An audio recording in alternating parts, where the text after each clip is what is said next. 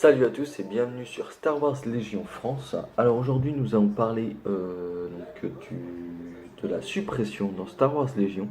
Donc je vais pas faire de règles, enfin de vidéos sur les règles basiques du jeu parce que je pense que tout le monde peut facilement comprendre. Cependant je me suis dit que j'allais faire une petite vidéo sur la phase de suppression étant donné que les règles ne sont pas toujours très claires. Donc on va attaquer tout de suite. Alors, la suppression, qu'est-ce que c'est? La suppression, ce petit token que vous voyez juste ici, que vous obtenez une fois que vous vous êtes fait tirer dessus, mais seulement et seulement si il y a eu un jet de dés. Donc, par exemple, vous voulez tirer sur une unité qui est à couvert, elle ne va pas prendre de suppression. Enfin, pas prendre de suppression si vous ne jetez pas de dés, effectivement, parce que vous pouvez tirer sur une unité qui est à couvert et qu'elle puisse prendre un pion de suppression. Donc la suppression, qu'est-ce que c'est? C'est pour symboliser que votre unité se jette à terre, entre guillemets. Euh, comment ils expliquent ça? Le pion de suppression indique qu'une unité s'est jetée à terre lorsqu'une unité de soldats possède au moins un pion de suppression, son couvert est augmenté de 1. Donc ça, c'est très important. Je l'ai vu très peu en partie, le fait qu'une unité possède un pion de suppression, le couvert n'est pas augmenté. Là, en général, les gens oublient cette petite règle qui peut être très sympa.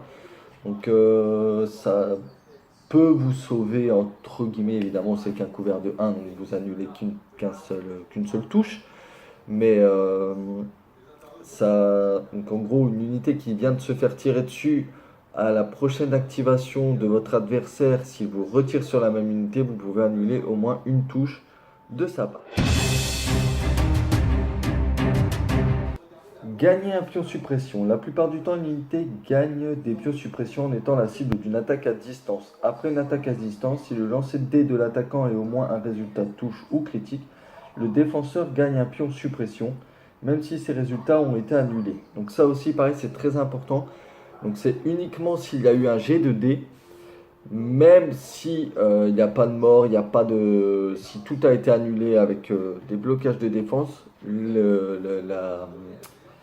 l'unité de figurine qui se fait tirer dessus gagne un pion suppression.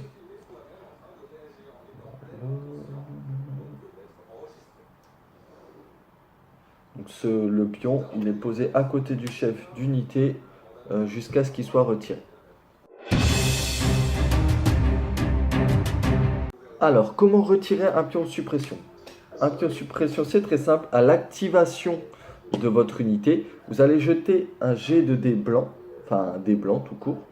Et pour chaque résultat blocage ou adrénaline de défense, vous pouvez retirer un pion de suppression. Donc là, par exemple, hop, je jette le dé, je tombe sur une adrénaline de défense. Vous pouvez retirer un pion de suppression, sachant que vous jetez un dé pour chaque pion de suppression que vous avez sur votre unité.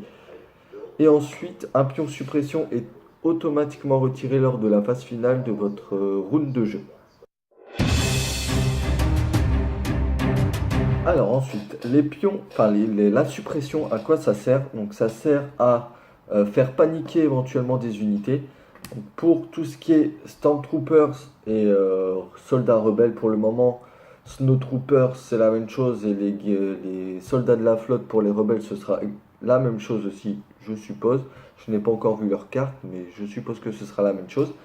Donc, une fois que vous avez plus du double, enfin le double de votre valeur de courage, donc ici c'est 1 pour les Stormtroopers, c'est 1, sauf si vous êtes à portée de votre commandant, donc par exemple Dark Vador ou Virs, vous prenez leur valeur de courage.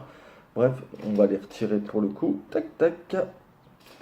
Donc, vous gagnez un pion panique que je n'ai pas sous le coude. Si je l'ai sous le coude qui est juste ici. Hop. Le petit pion panique qui se trouve juste ici. Tac.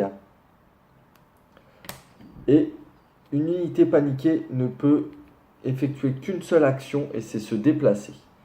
Donc se déplacer ne peut pas effectuer d'action gratuite et doit se déplacer de sa vitesse maximale aussi directement que possible vers le bord le plus proche du champ de bataille. Alors ça c'est très important, donc si vous arrivez à faire paniquer une unité par exemple de speeder ou de soldats rebelles. Les soldats rebelles se déplacent de 2. Hop, ma petite réglette. On va dire mon bord de table le plus proche se trouve juste ici. Tac.